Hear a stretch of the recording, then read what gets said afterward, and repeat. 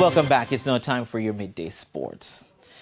Japan provided the second major upset of the ongoing FIFA World Cup in Qatar as they came from behind to stun former champions Germany 2-1 in Group E action this morning. Germany took the lead through Ilkay Gundogan, who converted a 33rd minute penalty. However, Japan hit back in the 75th minute through Ritsu Dohan. Takuma Asano then broke away in the 83rd minute to make it 2-1, sealing the victory for Japan. Now, in the early kickoff from Group F, Morocco and 2018 beaten finalists Croatia ended goalless. At sports time, European giant Spain were leading CONCACAF side Costa Rica 4-0. While in the other Group F game, Belgium will face Canada, and that comes up at 2 p.m. Locally, Clarendon College will look to move a step closer to a 10th DaCosta Cup title as they take on the Manning School in the first of two semifinals at Stets today at 2 p.m. Clarendon College have dropped points only once this season and are coming off a comfortable 3-1 win over Mona High in the Super Cup, and that's a Champions Cup on Saturday. Last season's beaten finalists, Mannings, are in a rough patch, having lost their last two games. Now, in the second semi-final at 4 p.m., Central High will look to extend their fairy tale season, while Manchester High are hoping to go a step closer than they did in 2015.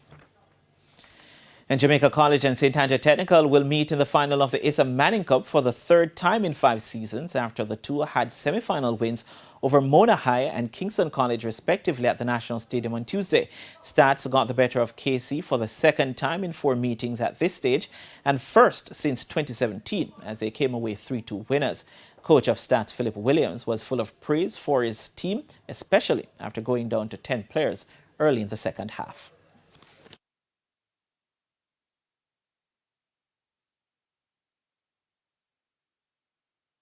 I mean, firstly, I must say, take my hats off to the boys. They put in a decent shift when we were at 11 players, and down 10 man, they even put in a even greater shift against a very attacking KC team.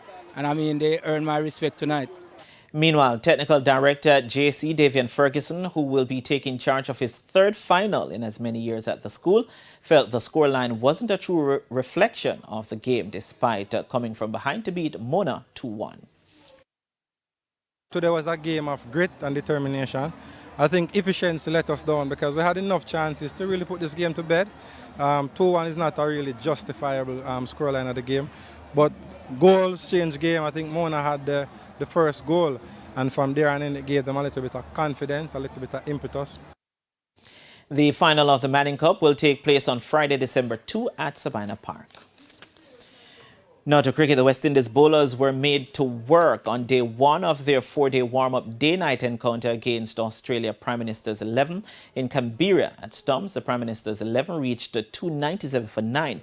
The opening pair of Matthew Renshaw 81 and Marcus Harris 73 first shared in a 134-run first wicket partnership before Peter Hanscom 55 and Ashton Agar 33 added useful contributions. Alzara Joseph has been the pick of the Windies bowlers so far with 3 for 52, while Roston Chase has 2 for 72. Kemar Roach, Jaden Seals, Raymond Reefer and Kyle Mears all have a wicket each. This is the final warm-up game for the West Indies ahead of their first of 2 tests against Australia starting next week.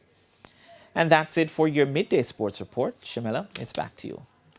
Thank you, Renardo. And that's the Midday News. I'm Shamela Puna, and join us at 7 for Primetime News. On behalf of the news, sports and production teams, good afternoon.